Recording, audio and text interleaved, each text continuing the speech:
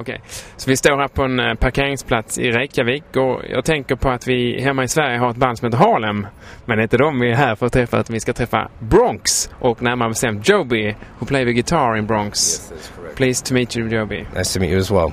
Yeah. You're actually just preparing yourself to do 2 albums with Bronx. That is correct. Tell us. A while we're making 2 albums. We're doing a mariachi record, which is, I assume everybody knows what mariachi music is, but You have to tell us because for people that don't, it's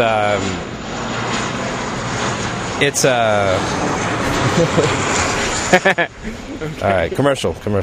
It's a traditional Mexican music from Mexico, obviously Latin music, and the type of songs are called corridos, which are generally songs about love and loss and hardship, and it's a lot of the way that the Latin culture passes down history.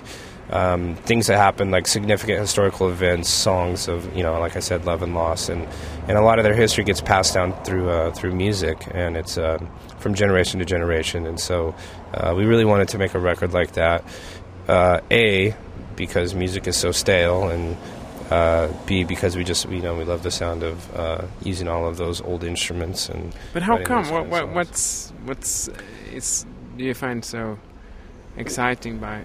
Well, just something new. It's Bronx is, we never wanted to be a band that did the same thing over and over and over and over again, like every other band, it seems, does. And what better way to still do something really incredible and extremely creative than play something that's so diverse as that and still make it Bronx, at the same time. So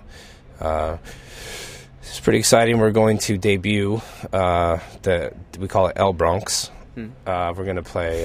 We have I think our last show. Large guitars, yeah, the big, like the guitarón, which is the big bass, and then the little vihuela, and regular guitars, horns, and accordion player. And so the Bronx has gotten much bigger as a band. But I think November 2nd we have our last show of the year in Los Angeles, so we're going to kick off going into the studio by playing a bunch of those songs live, so hopefully it'll go well. And then you also, maybe at the same time, to do another album, even entitled The Bronx, again. Again, yes. All the Bronx records are self-titled. Yeah. And the reason being, I think, is that, a lot of people... I think a band should be referred to as a body of work, not a record, because a record is sort of a photograph or a recording of a band during a certain time, and that's not a band.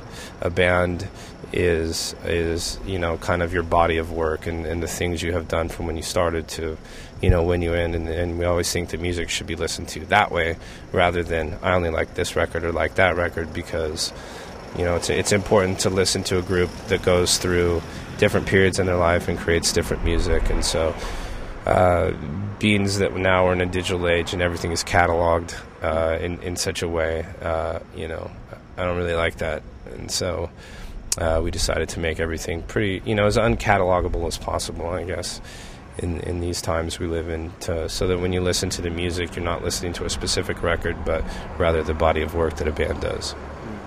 But how does it gonna sound like? We have heard the Bronx, and now we're gonna hear the Bronx.